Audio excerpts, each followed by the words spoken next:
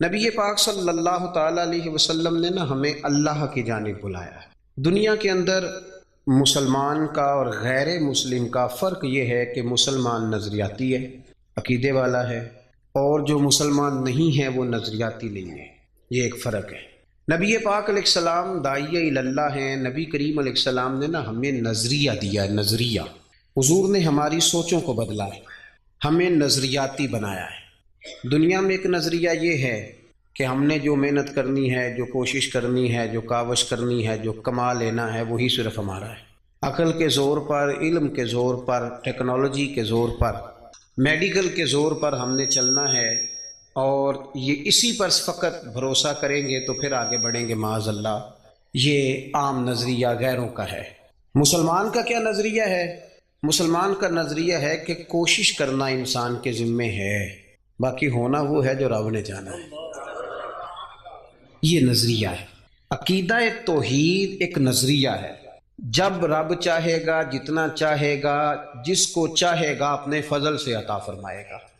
یہ ایک نظریہ ہے۔ نبی پاک صلی اللہ تعالی علیہ وسلم نے مکمل محنت کا حکم دیا، جد و جہد کی بات کی، ہمت کی بات کی، لیکن فرق کیا ہے؟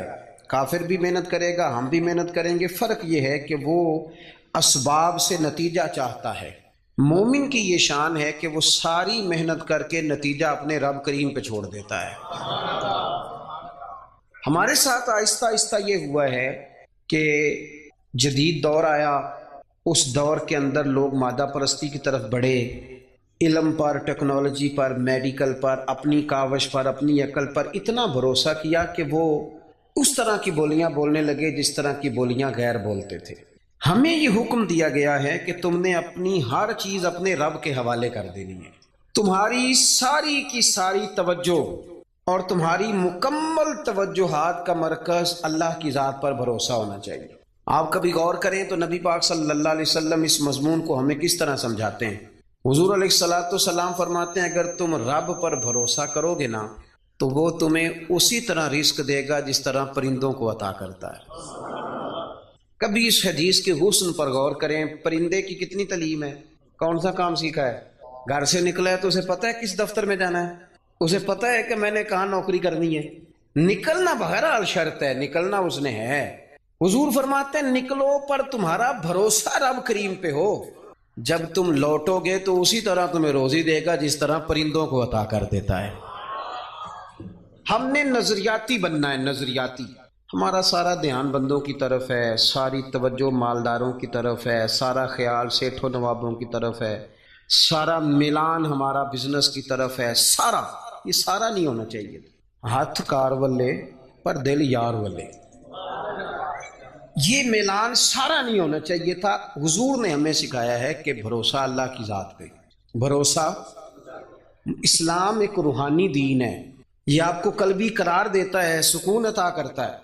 آپ جب کچھ چیزیں اللہ پہ چھوڑ دیتے ہیں نا، بڑی ساری چیزیں دوستوں پہ نہیں چھوڑی، بڑی ساری رشتہ داروں پہ نہیں چھوڑ دیتے مجھے پہنچ پڑیں گے، بڑی ساری ماں باپ پہ نہیں چھوڑ دیتے، بڑی ساری جوان اولاد پہ نہیں چھوڑ دیتے، ادھر ادھر جو اتنی توجہ کرنی ہے تو سارا کچھ رب پہ کیوں نہ چھوڑ دیں، اللہ پہ کیوں نہ چھوڑ دیں۔ دیکھو اسلام کی جو پہلی جنگ ہوئی باقاعدہ، اور جس جنگ کے اندر اللہ کے فضل سے مسلمانوں کو وہ کامیابی ہوئی کہ اس کے اثرات آج تک باقی ہیں۔ میں نے ذمہ داری سے کہا ہے آج تک اس کے اثرات باقی ہیں۔ وہ جنگ کون سی ہے؟ جنگ بدر۔ آپ بولے نہیں جی میں آخری دفعہ کہہ رہا ہوں، بچے بھی، اور آپ دوست جو بڑے ہیں وہ کبھی کام بتائیں بچوں کو تو اشارے سے، چپ کرنے کا اشارہ یہ ہے، اس کو سیکھ لیں۔ آپ بولے نہیں، بولنے سے تو جو چپ کرانے والے ہوتے ہیں ان کا شور زیادہ ہو جاتا ہے۔ آپ میری بات پہ غور فرمائیں، میں بڑی اہم بات کر رہا ہوں آپ سے، اور چونکہ میں تھوڑی تقریر کرنے کا قائل ہوں اس لیے میں چاہتا نہیں کہ کسی چیز کو کہیں روکا جائے، بس بات ہو جائے تسلسل سے۔ جنگ بدر کے اندر تلوار سے نہیں لڑی، صرف نیزے سے نہیں لڑا، صرف برچھی سے نہیں لڑی۔ جنگ بدر میں دو نظریے تھے جو آپس میں لڑ رہے تھے، دو نظریے۔ ایک نظریہ کفار مکہ کا تھا، وہ کہتے تھے کہ ہم اونٹ بہت سارے ساتھ لے کے آئے ہیں، ہر روز ایک اونٹ ذبح کریں گے، معاذ اللہ شرابیں پیئیں گے، موج کریں گے۔ ان کا یہ نظریہ تھا کہ ایک بندے کے پاس تین قسم کا اسلحہ تھا، تلوار بھی ہے، نیزہ بھی ہے، تیر بھی ہے۔ اس طرف کیا تھا؟ اس طرف وہ 1000 بندہ، یہاں 313۔ اور جب سواریوں پہ سفر کر رہے تھے تو انہوں نے سواریاں ذبح کر کے کیا کھانی تھی، ایک ایک سواری پہ 2 2 3 3 لوگ سوار تھے۔ حال یہ تھا کہ 6 زرہیں اور 8 تلواریں۔ اب انسان یہ ذہن میں بات بٹھائیں کہ انسان جب اپنے مقابلے میں طاقتور بندے کو محسوس کرتا ہے تو ذہنی طور پہ ہی کمزور پڑ جاتا ہے۔ یعنی بندوق آپ کی یہاں گردن پہ رکھ دی جائے تو بہت بڑا بہادر کہلانے والا آدمی بھی پورا کانپ جاتا ہے۔ جب ذہن بن جائے نا کہ میرے سامنے 3 گنا زیادہ فوج کھڑی ہے اور اسلحے سے لیس ہے، بندہ نفسیاتی طور پر ہی کمزور ہو جاتا ہے، ذہنی طور پر ہی۔ لیکن یہ 312 اور 13 کمزور کیوں نہ ہوئے، یہ گھبرائے کیوں نہ؟ جب ابو جہل نے رات کو بندے بھیجے نا، اس نے کہا جاؤ جا کے پتہ کر کے آؤ مسلمان کتنے ہیں، تو جاسوس نے جا کے کہا کہ جناب وہ 313 ہیں، اتنا تھوڑا سا اسلحہ ہے، تھوڑی سی سواریاں ہیں۔ تو ابو جہل کہنے لگا ان سے لڑائی کیا کرنی ہے، انہیں صبح نا گھوڑوں کی اونٹوں کی پشتوں پہ باندھ کے مکے لے جائیں گے۔ یہ خوش فہمی دیکھو، یہ منہ اور مسور کی دال، وہاں لے جائیں گے اور لے جا کے نا وہاں ان سے بات کریں گے۔ تو وہ جو جاسوس تھا نا وہی بول پڑا، کہنے لگا سردار پوری تو سن لے بات۔ اس نے کہا پوری بات کیا ہے؟ کہا پوری بات یہ ہے کہ ہیں 313 پر سب کا شہید ہونے کا ارادہ ہے، کشتیاں جلا کے آئے ہیں، بندہ کمزور پڑنے والا ایک بھی نہیں۔ اب نظریہ لڑا، نظریہ کیا تھا کہ حضور نے فرمایا تھا میرے رب کا وعدہ ہے وہ تمہاری مدد کرے گا، اور پھر وَلَقَدْ نَصَرَكُمُ اللَّهُ بِبَدْرٍ وَأَنْتُمْ أَذِلَّةٌ، اللہ نے مدد کی، اللہ فرماتا ہے میں نے تمہاری مدد کی میدان بدر میں، وَأَنْتُمْ أَذِلَّةٌ، تم تو کمزور تھے۔ نظریہ لڑا، تلواریں ہار گئیں، تیر ہار گئے، نیزے ہار گئے، برچھیاں ہار گئیں، اور رسول اللہ نے جو نظریہ دیا تھا وہ نظریہ جیت گیا، بھروسے والے لوگ جیت گئے۔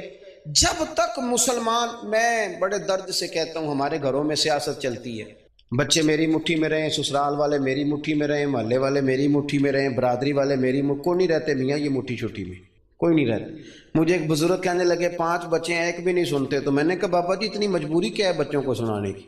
آپ نے جو سنانا ہے رب کو سنائیں، جتنی دیر ان پر دھیان کرنا ہے اتنے نفل بڑھا دیں، ان کو موج کرنے دیں۔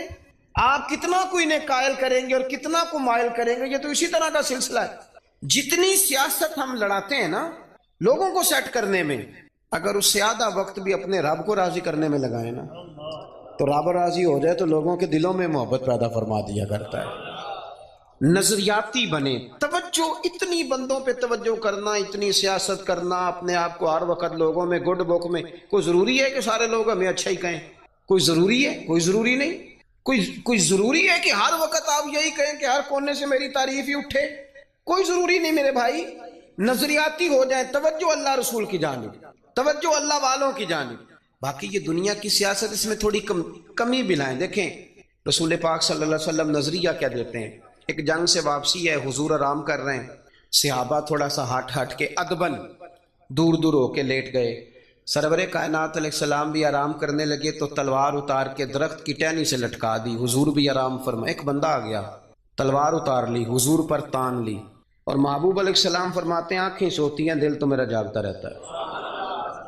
اس نے تلوار تان لی۔ اللہ کرے میں آپ کو بات سمجھاؤں، بھئی اچانک کو یہاں بندوق رکھ دے، اس وقت ہم نے دیکھنا ہے کہ بلڈ پریشر کتنا ہو گیا ہے، پھر دیکھنا ہے کہ اس وقت خون کے مد و جزر کا کیا حال ہے۔ اچانک دیکھو نا میرے عزیز، رات کو 2 بجے ویسے ہی چھت پہ بلی ہو اور بندے کو کہہ دے کہ چور ہے، تو مجھے بتائیں حال کیا ہوتا ہے؟ ویسے انسان کی نفسیات ہے نا۔ لیکن جو نظریاتی بندے نا، نظریاتی، ڈاکٹر نے کہہ دیا، ایک بندہ نظریاتی نہیں تھا، ڈاکٹر نے کہہ دیا تو ہفتے میں مر جائے گا، تو وہ 3 دنوں میں مر جاتا ہے۔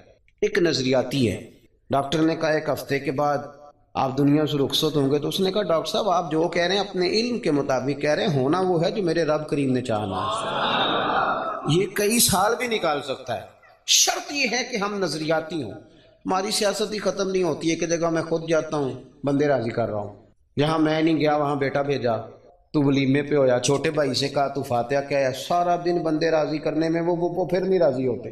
حضرت مولا علی فرمایا کرتے تھے یہ اس طرح ہے جس طرح چرواہے کی بکریاں ہیں، ادھر والی گھیر کے لاؤ تو ادھر والی نکل جاتی ہے، ان کو گھیرو تو ادھر والی نکل جاتی ہے۔ تو ضرورت کیا ہے؟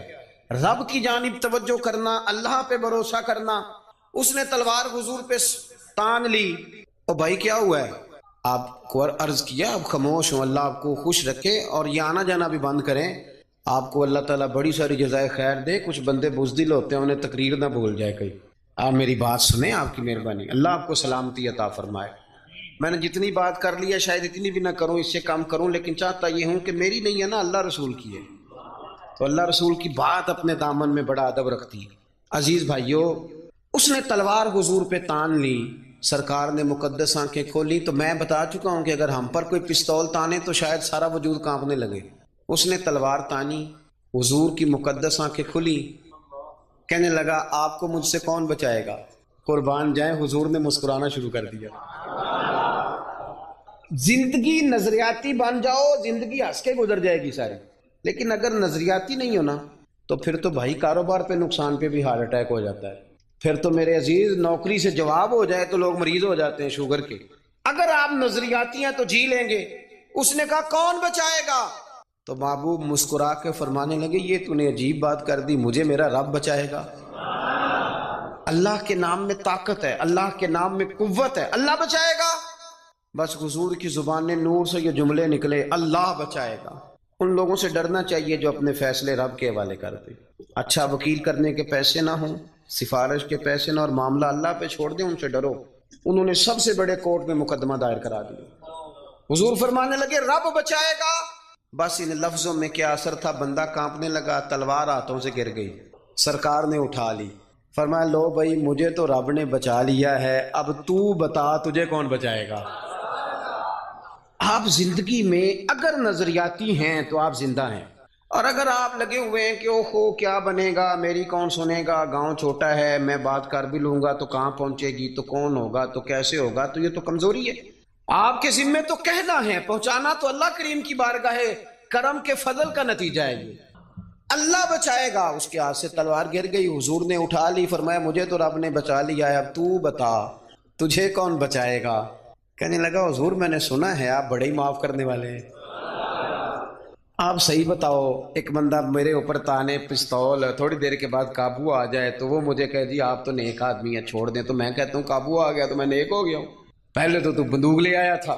لیکن یہ حضور سید عالم صلی اللہ علیہ وسلم کے ضرب کی، حوصلے کی، اور محبوب کے دل نور کی بڑائی دیکھو کتنا بڑا ہے. اس نے کہا سنا ہے آپ معاف کر دیتے ہیں. فرمایا تو نے سنا ہے؟ حضور سنا ہے. پھر مسکرا پڑے، فرمانے لگے جا پھر میں نے معاف کیا. ہو گئی بات ختم. معافی تو یہاں پہلے ہے سب سے، جا معاف کیا. ایک تو اپنی زندگی میں توجہ اللہ پہ کرے.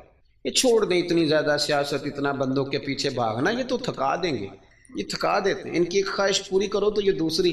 میں آج ہی پڑھ رہا تھا، حضرت سعید ابن مسیب کہا کرتے تھے یا اللہ یہ بڑوں کی آرزوؤں سے بھی بچانا، ان کی آرزویں بڑی ہوتی ہیں، روز نہیں ایک آرزو. اور حضور دعا مانگا کرتے تھے. نبی کریم علیہ السلام مسند امام احمد بن حنبل میں موجود ہے، اللہ کے محبوب فرماتے تھے اے اللہ اس آرزو سے بچا جو آرزو ایک اور آرزو میں مبتلا کر دے، وہ خواہش جو اور خواہش میں ڈال دے. تو ایک تو توجہ اللہ پہ کریں. دوسری بات زندگی کو بود و باش کو اس کو سادہ کریں. سرور کائنات صلی اللہ تعالی علیہ وسلم کا کمال یہ تھا کہ لوگ نا حضور کے ساتھ ڈیل کرنے میں آسانی محسوس کرتے تھے کہ حضور سے بات آسانی سے کی جا سکتی ہے. سرور کائنات بات سنتے ہیں. یہ جو ہمیں شوق ہے نا سہولتوں کا، یہ ضرور لیں، کوئی بھی سہولت منع نہیں، لیکن اپنے آپ کو سہولتوں کے ساتھ زندہ رکھنا ہے.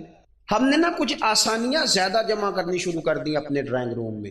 سردیوں میں ہیٹر ہے، گرمیوں میں اے سی ہے، اور ہر شہر ریموٹ کنٹرول ہے، اٹھنا نہ پڑے بیڈ سے، توبہ توبہ. اور واش روم بھی اٹیچ ہے. اتنی سہولیات جمع کرنا چاہتے ہیں، بس نہیں چلتا، ورنہ جو ہم لا سکتے ہیں وہ تو ضرور آتا ہے. اس سے زیادہ جب آپ اتنی آسانیوں کے عادی ہو جاتے ہیں نا میرے عزیز، تو پھر آپ نظریاتی نہیں رہتے، پھر آپ کو قابو کیا جا سکتا ہے. پھر تو ڈاکٹر کو بھی اے سی دے کے تحفے میں تو مرضی کی دوائی لکھوائی جا سکتی ہے. حالانکہ اس معاملے میں سفارت چلنی چاہیے. صحت والا معاملہ تو ٹھیک ہونا چاہیے نا، لیکن ڈاکٹر اگر بڑا ہے تو اسے چابی دیں کمپنی والے گاڑی کی، تو اسی کمپنی کی دوائی لکھ دے گا، اللہ ماشاءاللہ. جب آپ نظریاتی ہیں، تھوڑے پہ آپ کو گزارا کرنا آتا ہے. حضور صلی اللہ علیہ وسلم نے نا ہمیں اپنی سیرت کے تعلق سے جو دوسرا بڑا نظریہ دیا وہ یہ ہے. آپ کو میری باتوں کی سمجھ آ رہی ہے؟ جو نہیں بولتے انہیں بھی آ رہی ہے. حضور نے ہمیں اپنی سیرت نور سے ایک پیغام دیا ہے کہ دنیا میں تمہارے مکانات نہیں، تم نے یہاں رہنا ہے مسافروں کی طرح. تمہارے لیے نا عالی شان محلات اور تمہاری مرضی کی آسانیاں اور سہولتیں وہ ساری رب نے جنت میں تمہارے لیے تیار کی ہیں، وہاں تمہیں من چاہی چیزیں ملیں۔ یہاں تم نے مسافروں کی طرح کن فی الدنیا کا انک غریب و عابر سبیل، مسافر کی طرح راہ گیر کی طرح وقت گزارنا۔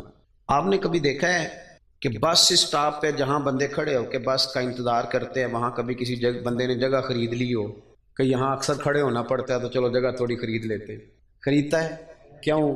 اسے پتہ ہے کہ بس آئی تو میں نے چلے جانا ہے۔ پلیٹ فارم پہ ریلوے اسٹیشن پہ کبھی کسی بندے نے جگہ خریدی ہے کہ یار اکثر آنا جانا پڑتا ہے تو چلو تھوڑی خرید لیتے ہیں، کبھی خریدی ہے؟ ایئرپورٹ پہ نا میں نے یہ دیکھا ہے کہ آپ اپنا بیگ رکھ کے ہینڈ کیری سامان رکھ کے آپ کسی کرسی پہ جائیں نا اور آپ واش روم سے ہو کے یا کسی طبی حاجت سے ہو کے واپس آئیں تو وہاں کو بندہ اور بیٹھ گیا ہو تو بندے جھگڑا نہیں کرتے، چپ کر کے اپنا سامان اٹھاتے ہیں دوسری جگہ پہ۔ کیوں نہیں کرتے؟ ان کو پتہ ہے کہ فلائٹ آئی تو میں نے یہاں رٹا ڈالنے کی ضرورت کیا ہے؟ آپ نبی کریم علیہ السلام کی بات کو سمجھیں، حضور نے فرمایا کہ تم نے یہاں مسافر کی طرح رہنا ہے۔ مسافر کو 2 مرلے کے لیے جھگڑے کھڑے کرتے ہیں، وہ کچھ 6 انچ کے لیے رٹے ڈالتے ہیں، ان کو تو پتہ ہے کہ حضرت اسرائیل نے آنا ہے اور ہم نے چلے جانا ہے۔ اس لیے حضرت بلال حبشی رضی اللہ تعالیٰ عنہ بڑا عرصہ رہے مدینہ طیبہ، 10 سال رہے، انہوں نے کوئی مکان نہیں بنایا۔ ایک حجرے میں وقت گزر گیا، کو بتائے کہ شادی سے پہلے مولا علی شیر خدا کا مکان کہاں تھا، کو بتائے کوفے میں کتنی جائیدادیں بنائی انہوں نے، کہاں محلات تعمیر کیے ان لوگوں نے، ان کو پتہ تھا۔ ان کو پتہ تھا حضرت عمر پر 80 دینار کا قرضہ تھا، انہیں پتہ تھا کہ جب حضور آئے تھے نا معراج کی رات تو مجھے بتایا تھا کہ عمر میں تیرا محل دیکھ کے آیا ہوں، تو جب حضور دیکھ آئے تھے تو پھر انہوں نے یہاں بنایا۔ یہ نظریاتی بات ہے، اس کو آپ نے سمجھنا ہے۔ ہمارے ہاں یہ ابھی کرونا آیا نا، پینک پھیل گئی، ٹینشن ڈپریشن کے مریض بڑھ گئے۔ آپ نے ناراض نہیں ہونا، زیادہ تر وہ لوگ ٹینشن میں ہیں جو آسانیوں میں جینے والے تھے نا، کیونکہ بندے نے اتنی قیمتی کوٹھی بنائی ہو پھر چھوڑ کے مر جائے، دل نہیں کرتا مرنے کو۔ اتنے پیسے جمع کیے ہوں پھر چھوڑ کے کیسے مرے، دل ہی نہیں کرتا۔ وہ لوگ مسافر تھے جنہوں نے سامان باندھے ہوئے تھے، جب رب کا حکم آئے گا ہم حاضر ہو جائیں گے۔ اب یہ ٹینشن کیوں پھیلی؟ ٹینشن بھی اس لیے پھیلی کہ ہم اسلامی نظریات کو نہیں سمجھتے۔ اور میرے بھائی وہ کسی اور کا عقیدہ ہے کہ مر جائیں گے تو فنا ہو جائیں گے، اور کا عقیدہ ہے۔ اور مجھ سے کچھ سوالات بھی ہوئے اس دوران۔ دیکھو قبر کھڈا بھی ہے، گھڑا بھی ہے، لیکن مجھے اپنی ڈائریکشن کا پتہ ہے، آپ کو بھی اپنی ڈائریکشن کا پتہ ہے۔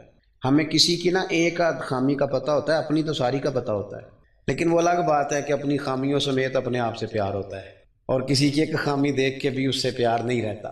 عزیز بھائی، ہمارا یہ مسئلہ ہے کہ اگر تو ڈائریکشن ہماری غلط ہے، کام ہم نے دوزخ والے شروع کیے ہوئے تو قبر کھڈا ہے، دوزخ کے گڑھوں میں سے گڑھا ہے۔ لیکن اگر ڈائریکشن ٹھیک ہے، حلال حرام کی تمیز ہے، آنکھ پر، زبان پر، نفس پر کنٹرول ہے، پھر قبر کھڈا نہیں، نظریہ سمجھو، پھر تو قبر باغ ہے۔ نہیں سمجھے آپ میری بات؟ قبر باغ میں جاتے ہوئے ڈر لگتا ہے، پریشانی ہوتی ہے، دل گھبراتا ہے، وہ جی قبر میں آکسیجن کہاں سے آئے گی؟ میں نے کہا جہاں اماں کے پیٹ میں بچہ ہوتا ہے تب کہاں سے آتی ہے؟ چلیں اس سے بھی اور مثال دیتا ہوں، کبھی انڈا دیکھا جب اس میں سے بچہ نکلتا ہے؟ چاروں جانب کو جگہ ہوتی ہے آکسیجن کی۔ یہ جو بڑے عقل مند لوگ ہیں یہاں سوال کھڑے کرتے ہیں، ان سے پوچھو کہ بچہ تندرست بھی نکلتا ہے انڈے سے اور سونا بھی نکلتا ہے، تو جس رب نے وہاں اسے سنبھال کے رکھا نا، پیاری جلد بنائی، وہ قبر میں بھی تیری بڑی حفاظت فرمائے گا، بڑی حفاظت فرمائے گا۔ بارت شاہ نہیں مردے جنہ کیتیاں نیک کمائیاں نے، نالے عرش فرشتے بانگاں ملیاں، مکے پہ گیا ہے شور، بلے شاہ آسان نہیں مرنا ہے تے مر گیا ہی کوئی اور، تو کوئی اور۔ یہ کیا اقبال بھی کہتے ہیں، موت کو سمجھے ہیں غافل اختتام زندگی، یہ ہے شام زندگی پھر صبح دوام زندگی۔ قبر باغ ہے، باغ۔ ایک وہ ہے کہ خوف ہے قبر میں کیسے جائیں گے، وہاں کیا بنے گا، بستر کوئی نہیں، ٹھنڈ بڑی ہے، وہاں کیسے گزارا۔ ایک یہ ہے کہ وہ باغ ہے، باغ بھی عام نہیں، روضۃ من ریاض الجنہ، جنت کے باغوں میں سے باغ، اور باغ عام نہیں جس کے نیچے نہریں رواں ہیں، اور باغ اتنی شانوں والا ہے کہ پہلی آنکھ کھلے گی تو زیارت چہرہ ودھوہا کی نصیب ہوگی۔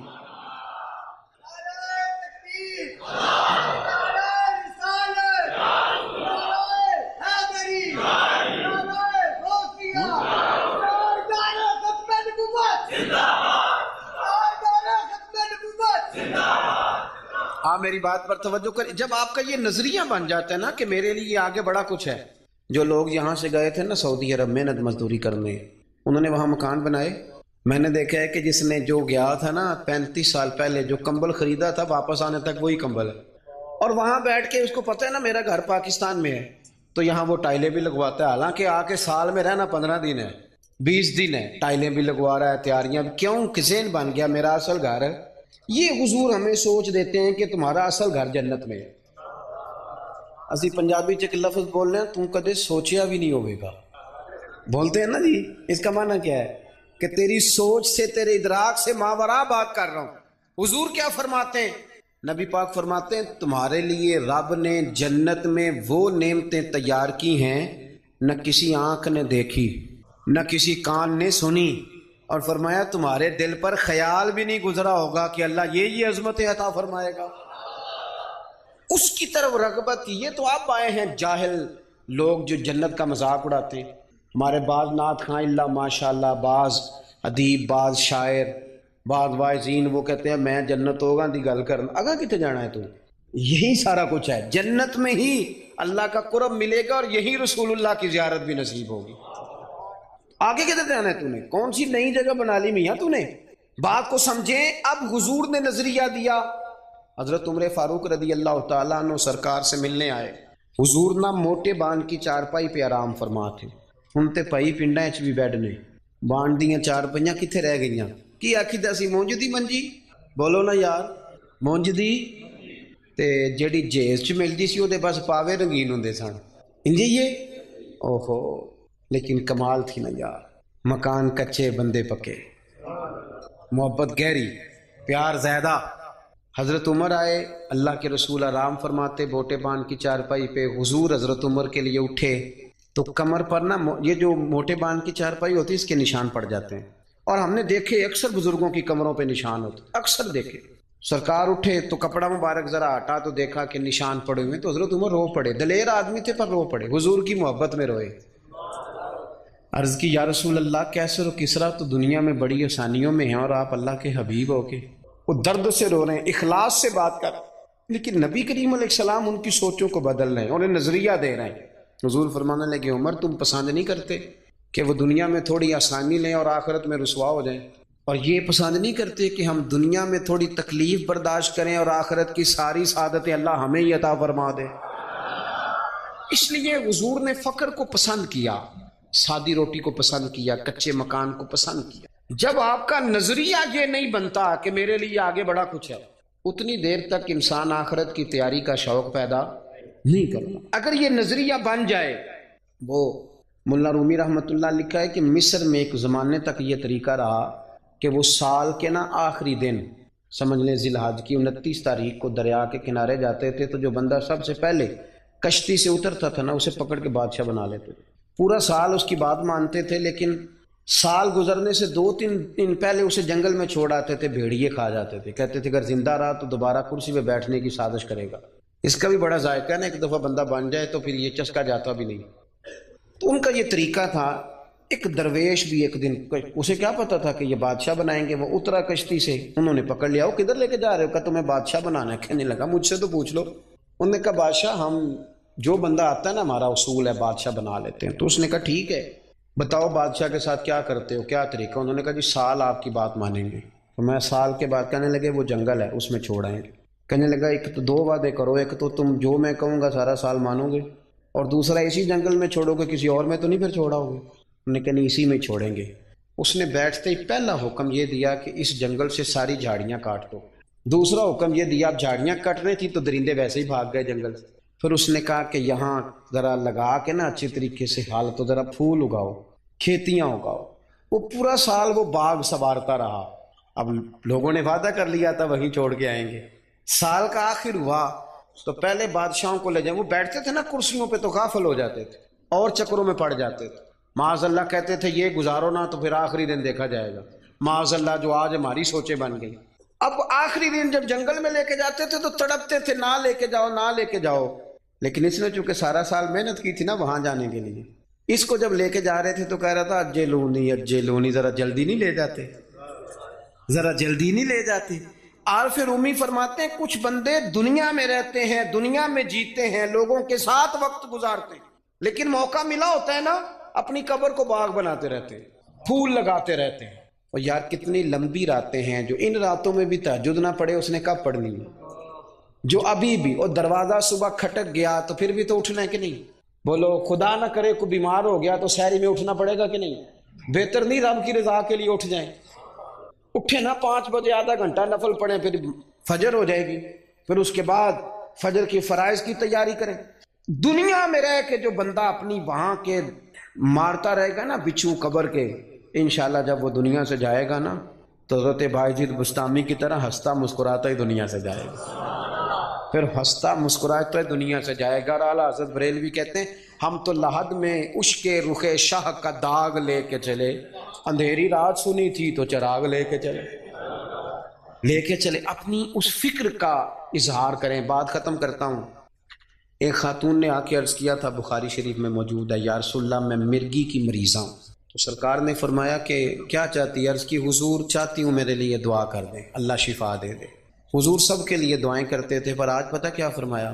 فرمایا اگر تو چاہے تو دعا کر دیتا ہوں، شفا ہو جائے گی، اور اگر کرے صبر، مانا کیا ہے؟ مرگی کے ساتھ ہی گزارا کرے، تو پھر میں دعا کروں گا اور اب تجھے جنت عطا فرمائے گا۔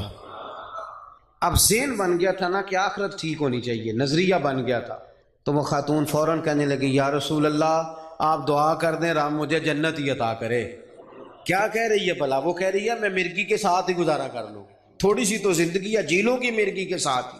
سرکار نے دعا کر دی، عرض کرنے لگی یا رسول اللہ صلی اللہ علیہ وسلم جب مرگی ہوتی ہے تو جسم سے کپڑا ہٹ جاتا ہے، عورت ہو تو حیا آتی ہے۔ تو محبوب نے دعا کر دی۔ لوگ کہتے ہیں جتنی مرضی مرگی ہوتی تھی کپڑے جسم پہ قائم رہتے تھے۔ بڑا لمبا وہ خاتون حیات رہی، باہر سے کوئی آتا تھا تو صحابہ پوچھتے تھے جنتی عورت دیکھنی ہے؟ اس بوڑھی کی زیارت کرو، اسے دنیا میں حضور نے جنت کی بشارت عطا فرمائی۔ اپنی زندگی کے اندر 2 باتیں میں نے آج جو حضور نے ہمیں سکھائی ہیں وہ آج اس اجتماع میں آپ کی خدمت میں عرض کی ہیں۔ 2، ایک تو بھروسہ اللہ پہ کرنا ہے، کچھ چیزیں رب پہ چھوڑ کے دیکھیں کرم ہو جائے گا، اور دوسری بات یہ کہ رہیں دنیا میں لیکن تیاری آخرت کی کریں۔ اصل گھر یہ میاں محمد بخش صاحب رحمۃ اللہ علیہ کو ایک بندہ لے گیا ٹانگے پہ بٹھا کے اپنے گھر، بڑی دیر سے کہہ رہا تھا حضور دعوت قبول کر لیں، تو وہ رستے سارے بتاتا گیا، یہ زمین بھی میری ہے، یہ بھی میری ہے، یہ بھی میری ہے، یہ بھی میری ہے، تو بتاتا کہ اللہ والوں پہ دولتوں کا اثر کوئی نہیں ہوتا۔ تو وہ نا جب وہ زیادہ ہی اوور ہو گیا، زیادہ ہی کہانیاں سنائی، وہ بھی خوہ ساڈا تے وہ بھی میل ساڈی ہوتی ہے نا طبیعت، تو میاں صاحب رحمۃ اللہ علیہ کہنے لگے بیلیا بس کر، اے تیرے تو پہلا کی دی سی؟ اس نے کہا جی فلانے کی۔ فرمانے لگے تیرے بعد کس کی ہوگی؟ وہ چپ کر گیا۔ تو فرمانے لگے دانش منداں دا کم ناہی دل دنیا تے لانا، اس بوٹی تے لکھ خامد کیتے تے جو کیتا سو کھانا۔ یہ تو بڑے خامد کرتی ہے، آج کوئی مالک تھا اور کل کوئی اور مالک ہوگا۔ ہم تو اصل وارث اس جگہ کے ہیں جو رب رسول جنت میں اپنے فضل سے عطا کریں گے، اس طرف توجہ کریں۔ اللہ آپ کو بہت سی برکتیں دے۔ میں نے اجازت لینی ہے چونکہ میرا سفر ہے، اور آج کل آپ کو پتہ ہے یہ دھند کا بھی مسئلہ ہے، راستے بھی تھوڑے سے اسی طرح